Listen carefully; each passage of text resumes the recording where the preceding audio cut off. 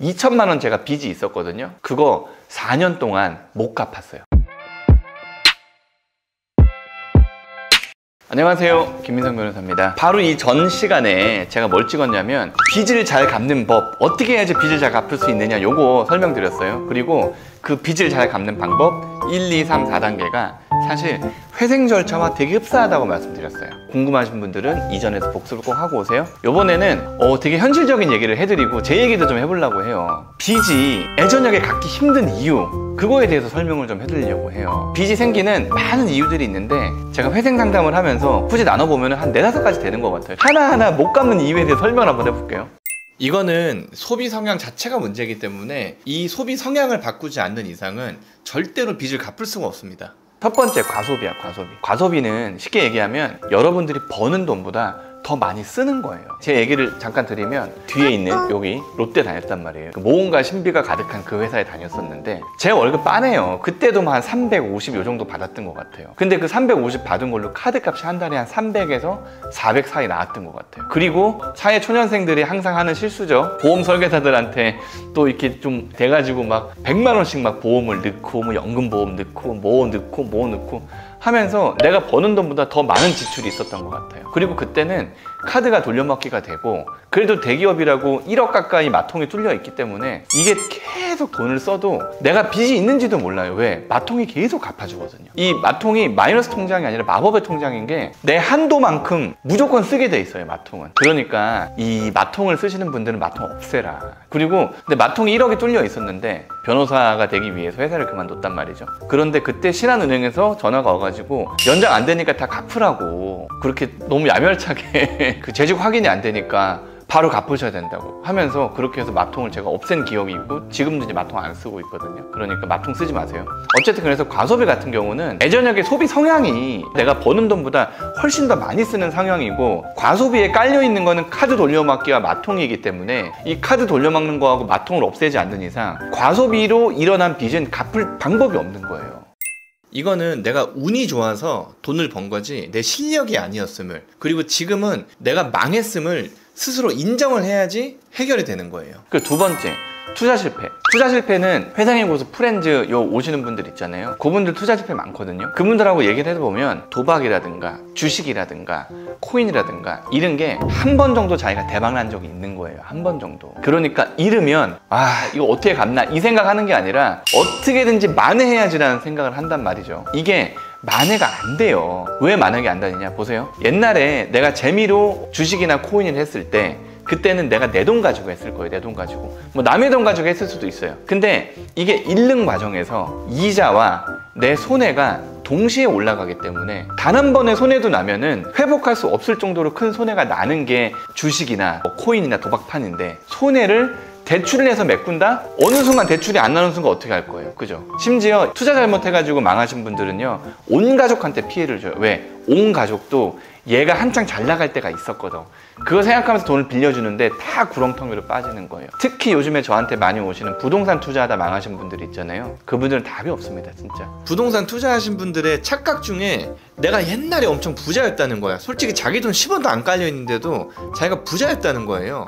그래가지고 자기가 현재 이자도 못 내주고, 심지어 임차인들한테 전세금 반환도 못 해주고, 월세 보증금 반환도 못 해주고, 그 수많은 피해자들을 자기가 만들고 있다는 거를 별로 생각을 안 해요. 절대 그러시면 안 돼요. 자기가 망했다는 걸 인정을 해야 돼요. 인정을. 투자로 빚이 많이 생긴 분들은 이래서 갚기가 너무 힘들다.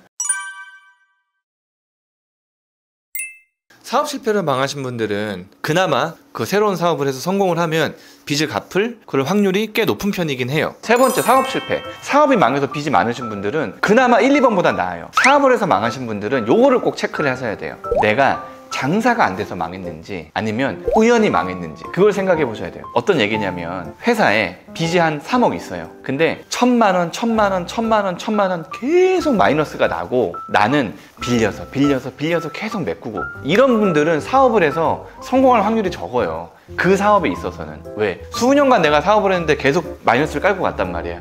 이게 갑자기 잘 될 이유가 있어요? 내가 장사를 못한 건데. 근데 그게 아니라 되게 잘 되던 회사인데 갑자기 뭐 투자가 뭐 말썽이 있었다든가, 아니면 갑자기 누가 뭐 소송에 들어왔다든가, 갑자기 뭐가 어떻게 됐다든가, 이런 분들은 회생이나 아니면은 다른 뭐 법률적인 뭐 어떤 거나 아니면 내가 문제 있는 그것만 해결을 하면 빚을 갚아낼 수 있는 확률이 있단 말이에요. 근데 그게 아니라 그냥 단순히 내가 치킨집을 했는데 열자마자 인테리어비에 뭐에 대출 이자에 인건비에 뭐에 계속 마이너스만 났어. 그런 분들이 어떻게 사업을 해서 그 많은 빚들을 갚아 나갈 수 있겠어요? 그게 버티는 거예요. 버티는 걸로는 그 빚을 갚을 수가 없다. 돈은 은행이 빌려주는 거예요. 절대로 아무한테도 돈 빌려주지 마세요. 절대로. 네 번째, 빌려준 돈 못 받는 거 있잖아요. 이거는 여러분 진짜 이거 제 말을 꼭 들으셔야 돼요. 일단 절대 빌려주지 마세요. 저는 2024년에는 정말 10원도 아무도 안 빌려줄 거예요. 진짜로. 너무 번잡스러웠어요. 진짜 여러분도 절대 아무한테도 돈 빌려주지 마세요. 가족이라도 절대 빌려주지 마세요. 빌려주는 순간 못 받는다 생각하셔야 되는 거예요. 그 다음에 만약에 안 갚는다? 그러면 바로 그냥 소송 들어가세요. 바로 가압류 치고 바로 지급명 넣고 바로 민사소송하고 돈을 빌려준 거를 안 갚는 애가 있잖아요. 안 봐야 되는 거야. 그거는. 그 다음에 나한테 돈을 빌려달라 하잖아. 그러면 거기서 그냥 인연이 끝이라고 생각하셔야 돼요. 너무 매정한 거 아니냐 하는데 돈 때문에 모든 인연이 다 끝나요. 돈 때문에. 끊을 수 없는 관계다. 그러면 그냥 받지 마세요. 끊을 수 없는 관계에 어떻게 내가 막 추심을 많이 할 수 있어요. 그죠? 야, 네가 돈을 빌려주면 내가 안 망할 수 있었는데 그렇게 원망하는 사람은 없어요. 왜냐면 여러분들은 수많은 돈 빌려달라는 사람 중에 한 명이었을 거예요. 그리고 그 수많은 돈 빌려달라는 사람들이 대부분 안 빌려줬으니까 여러분까지 온 거란 말이에요. 그래서 절대로 돈은 빌려주지 마세요.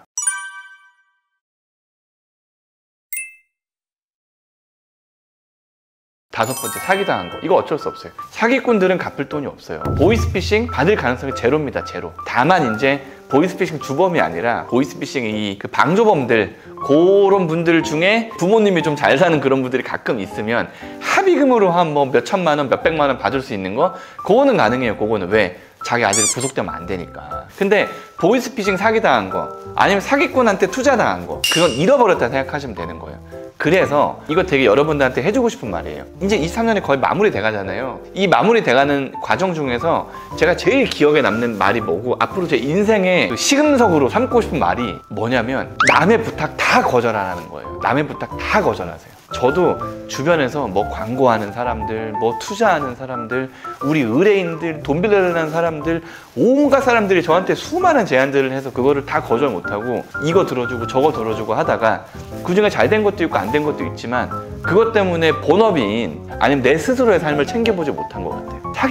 사기꾼들 달콤하게 꼬실 거잖아요. 그 넘어가지 마세요. 내가 원해서 하는 거 아니면 일단 다 싫다 그러세요. 다. 구독과 좋아요 눌러주세요. 내가 돈을 빌리는 여러 가지 상황들이 있단 말이에요. 그 상황 하나하나를 봤을 때 갚기가 되게 힘든 상황들에서 빚이 계속 생기는 거예요. 그리고 그 빚이 만약에 1,000만 원, 2천만 원 됐다 해도 갚기 되게 힘들어요. 그래도 우리 마누라가 공무원이고 제가 그래도 대기업 다니고 둘이 합쳐가지고 한 달에 한 700, 800 정도 벌었던 것 같아요. 2천만 원 제가 빚이 있었거든요. 그거 4년 동안 못 갚았어요. 계속 쓰고 갚고 마통에서 이자 계속 내주니까 2천만 원 마통에 깔려있는 빚을 못 갚더라고요. 그리고 심지어 제가 회사를 그만둘 때 한 2천만 원 약간 안 되는 퇴직금을 받았었거든요. 그 빚 갚아야 되잖아요. 근데 그걸로 야, 우리 회사 다니면서 너무 고생했다. 그래서 2천만 원 들여가지고 저랑 우리 첫째랑 우리 집사람이랑 셋이서 홍콩, 호주 한 3주 정도 갔다 온 것 같아요. 그리고 그 2천만 원 다 쓰고 그 이후에 어찌 보면 부모님이 대신 갚아준 느낌으로 갚기는 갚았어요. 이런 식으로 한 달에 700을 벌어도